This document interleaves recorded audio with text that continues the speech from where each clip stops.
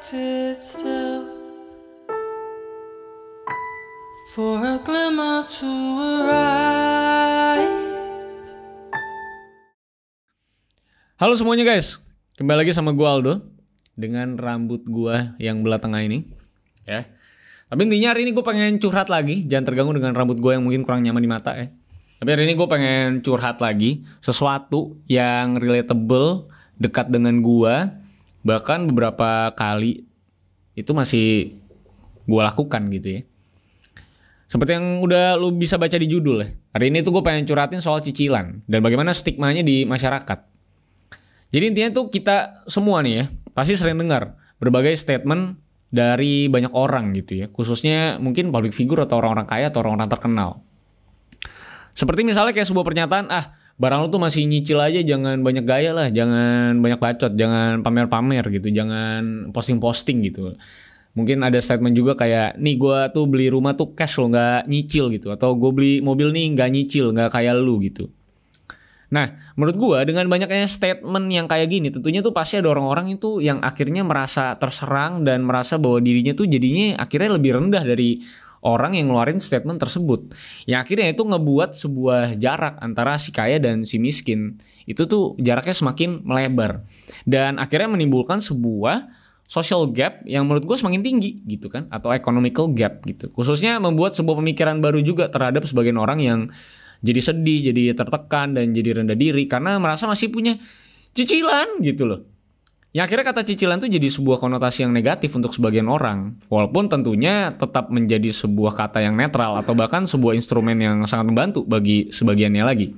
Tapi intinya dengan pernyataan-pernyataan tersebut tuh gak heran kalau misalnya jadi banyak netizen-netizen itu yang seneng banget kalau ada misalnya orang kaya atau public figure atau orang terkenal yang tersandung kasus.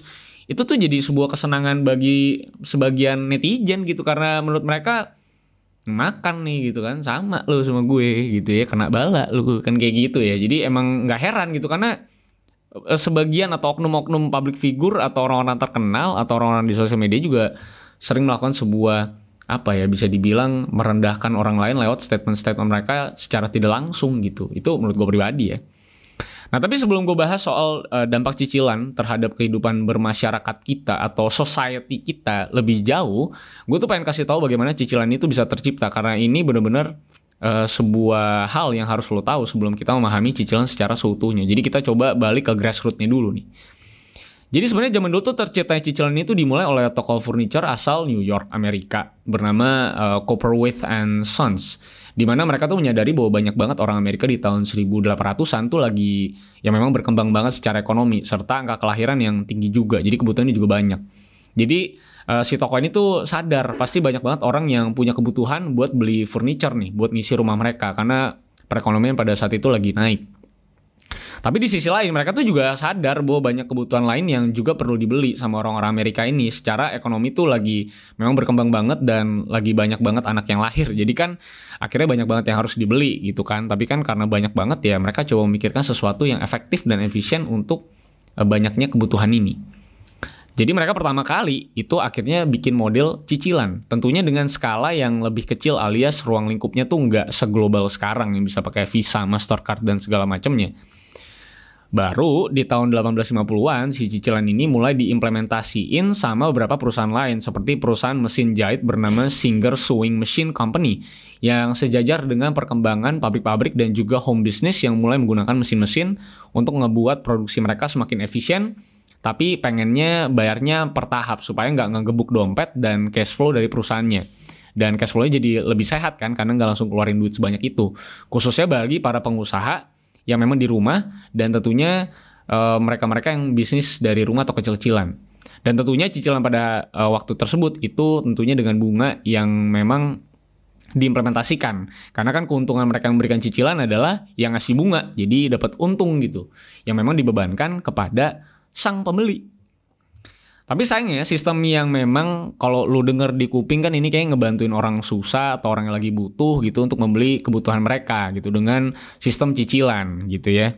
Nah tapi sayangnya memang apa yang terdengar sehat ini untuk para pengusaha besar atau maupun UMKM yang memang terkesan sangat membantu para manusia untuk mengembangkan usaha mereka ternyata sedari awal emang digunakan oleh para kapitalis untuk membuat masyarakat itu semakin konsumtif gitu. Jadi ini two side of coin gitu. Buat perusahaan mungkin ini baik, tapi bagi sebagian orang atau pribadi justru ini memang adalah sebuah instrumen yang bisa mendorong orang tuh semakin konsumtif. Karena bayarnya nyicil, kecil gitu, nggak terasa. Tapi kalau dikumpulin jadi banyak juga. Makanya sedari awal tujuan cicilan ini pun memang diimplementasikan awal itu untuk membeli mobil, radio, perabotan rumah, piano, dan barang-barang mewah lainnya yang momentumnya bertepatan juga saat 1900-an barang elektronik tuh mulai menjamur dan orang tuh jadi makin banyak yang punya keinginan untuk punya barang-barang elektronik ini di rumahnya. Sehingga kan jadi konsumtif gitu kan. Yang awalnya memang sebenarnya untuk usaha dan segala macam atau kebutuhan rumah akhirnya menjadi sebuah barang-barang tersier. Seperti elektronik dan bisa dibilang peralatan-peralatan atau perabotan yang berhubungan dengan entertainment atau hiburan. Jadinya orang tuh banyak yang mau belanja-belanja, buang-buang duit. Sehingga akhirnya memang mengaburkan fungsi utama cicilan ini yang harusnya tuh untuk mengembangkan usaha, malah jadi instrumen untuk menikmati hidup dan beli barang-barang mewah yang akhirnya ending point-nya adalah untuk dipamerin ke orang. Sehingga stigmanya jadi berubah. Nah selain itu, uniknya nih, cicilan itu tuh secara magis ya, membuat seseorang tuh jadi punya feeling superficial prosperity.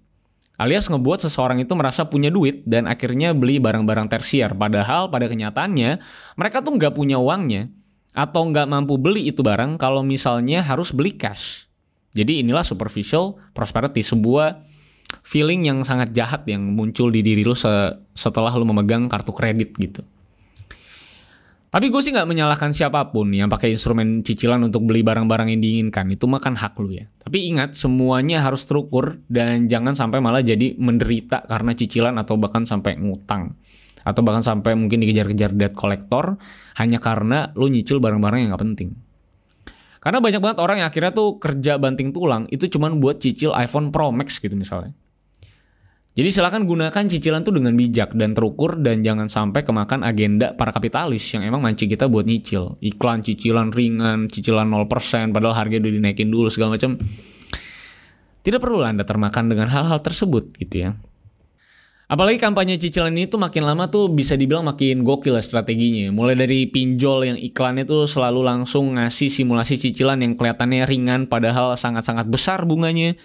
Terus bunga 0% yang digaungkan padahal sesungguhnya seperti yang tadi gue bilang banyak toko yang udah naikin harganya terlebih dahulu sehingga nggak benar-benar 0%. Itu kan teknik marketing doang gitu ya. Terus maraknya juga marketplace dengan berbagai cicilan-cicilan juga tuh makin bikin sebagian orang tuh terpancing untuk ngambil cicilan untuk barang-barang yang nggak penting sebenarnya. Apalagi banyak aplikasi yang udah masukin fitur pay later. Yang akhirnya bikin banyak konsumen terjebak dan kelilit utang pay later yang beritanya tuh marak di tahun 2021 dan lo bisa cari sendiri dengan kata kunci terjebak pay later gitu ya.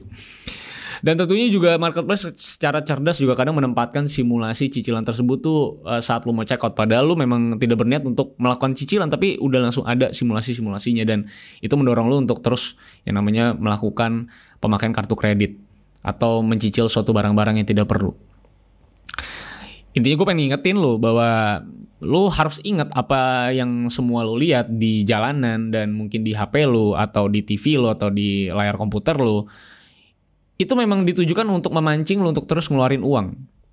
Jadi mesti hati-hati banget. Karena memang ya namanya juga kan perusahaan ya, pasti kapitalis ya. Jadi memang mengeluarkan terus, jangan sampai kita tuh termakan menjadi korban dari iklan-iklan tersebut. Nah sekarang pertanyaannya, bagaimana caranya tuh mengalahkan bisa dibilang bahasa kerennya agenda para kapitalis dengan instrumen cicilan yang mereka gaungkan dengan dahsyat di berbagai macam media ini.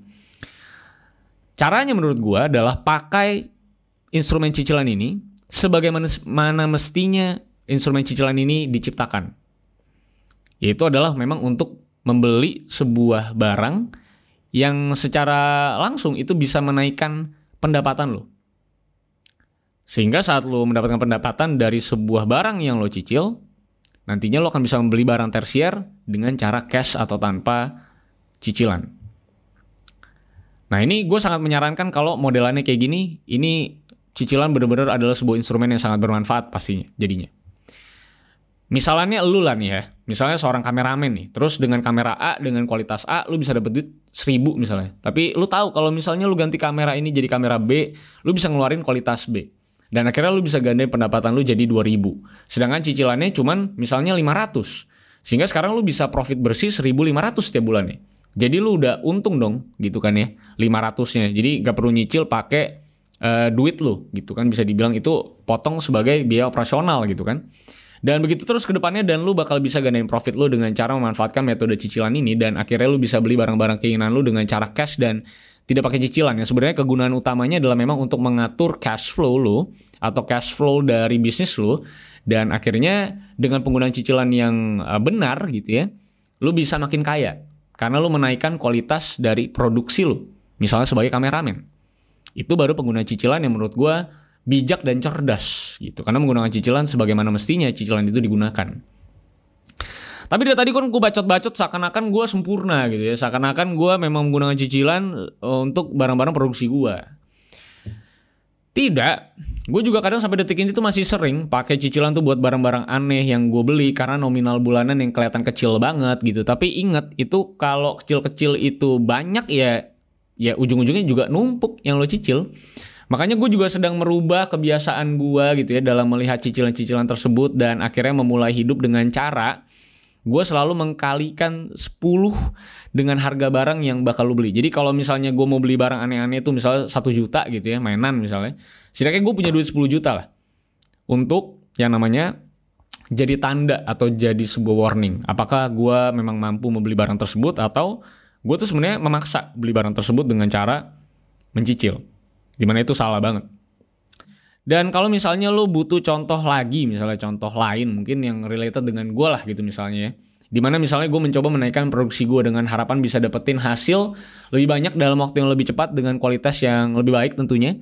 Kalau dalam konteks ini bikin video, dan yang baru-baru ini sering kalian lihat di Instagram, ada kan Instagram akun baru yang gue buat khusus untuk upload kasus-kasus, yaitu adalah @kantor.detektif.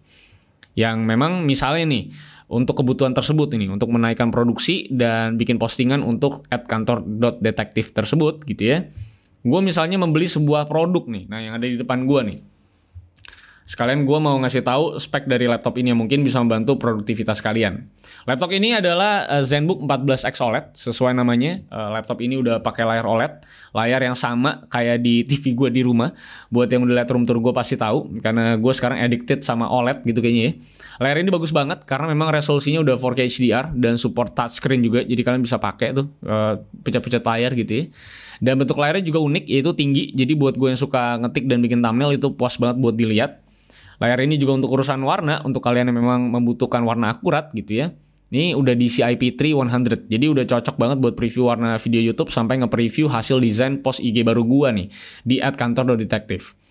Dan untuk masalah jeroannya, laptop ini pakai Core i7 1165G7, RAM-nya 16GB dan SSD 1TB.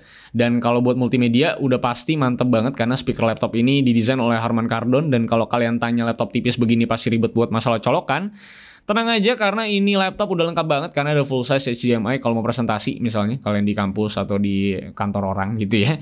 Dan ada satu USB Type A dan 2 Thunderbolt 4. Terakhir ada headphone jack dan micro SD card reader. Jadi untuk urusan bisnis, produktivitas kayaknya udah gampang banget ya pakai laptop ini ya. Dan buat harga sendiri, laptop ini ada versi i5 yang harganya di 16.799.000 dan versi i7 di 21.999.000. Kalau tanya laptop ini ada gratisan atau enggak, jawabannya tentu ada karena laptop ini udah dapat Adobe Creative Cloud 3 bulan yang harganya kalau lu beli mungkin sekitar 2 jutaan seingat gue. Nah, buat yang pengen laptop ini bisa cek link di deskripsi di bawah. Nah, misalnya kan gue membeli laptop dengan se-high-end ini ya. Lalu gue mengukur apa yang bisa gue produksi dari laptop ini. Kalau ternyata memang bisa gue gandakan pendapatan gue, atau setidaknya naik sekitar 10-50%, setidaknya bisa menutupi cicilan dari barang ini, berarti barang ini udah tepat untuk lo cicil. Karena memang barang ini bisa menghasilkan uang kembali. Sehingga lo tidak terasa seperti membayar cicilan tersebut. Tapi biar barang ini yang menghasilkan uang untuk lo membayar cicilan tersebut. Jadi ini dia kerja buat diri sendiri gitu, buat dibayar.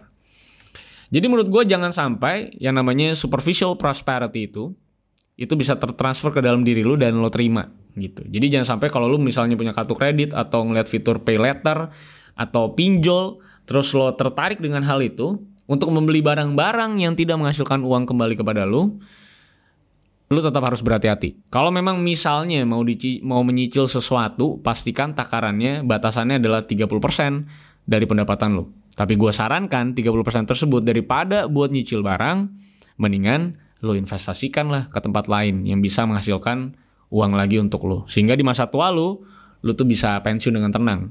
Ngopi-ngopi di Canggu sambil melukat, guys. Ya.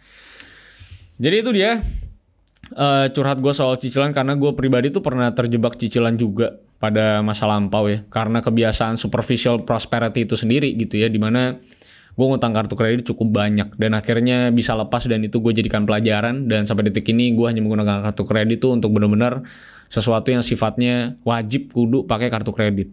Kalau enggak ya gue pakai teknik tadi, barang yang mau gue beli itu yang aneh-aneh gitu ya, kayak mainan dan hobi stuff lainnya, itu gue kalikan 10, dan kalau duitnya ada di rekening gue, berarti gue dengan kata lain gue mampu untuk membeli barang tersebut. Kira-kira teori gue kayak gitu, tapi nggak semua orang bisa mengkalikan itu 10 dan bisa membelinya. Jadi kalau misalnya kalian punya teori-teori lain atau teknik lain, ya silakan boleh share juga di kolom komentar di bawah. Dan semoga kedepannya cicilan ini tidak lagi jadi sebuah stigma yang negatif, tapi justru malah menjadi sebuah instrumen yang bisa ngebantu orang-orang untuk berkembang di bisnis mereka masing-masing dan ngebantuin kita untuk ngejagain cash flow kita masing-masing. Khususnya yang udah gajian dan segala macam. So itu aja. Semoga curhat gue yang rumit ini bisa memberikan kalian insight terkait dengan cicilan. Dan kalau misalnya kalian bekerja sama seperti gue di kreatif segala macam, gue rasa laptop ini udah pas banget, yang linknya gue taruh di deskripsi di bawah. Yaudah, di jam 1 pagi gue curhat cicilan. Sampai jumpa. Jangan lupa like, share, dan subscribe. Follow gue di @rivaldo_santosa. Kalau ada curhatan lain boleh share ke gue, nanti gue curhat lagi kali. Dadah guys. I lost myself. I waited still for a glimmer to arise.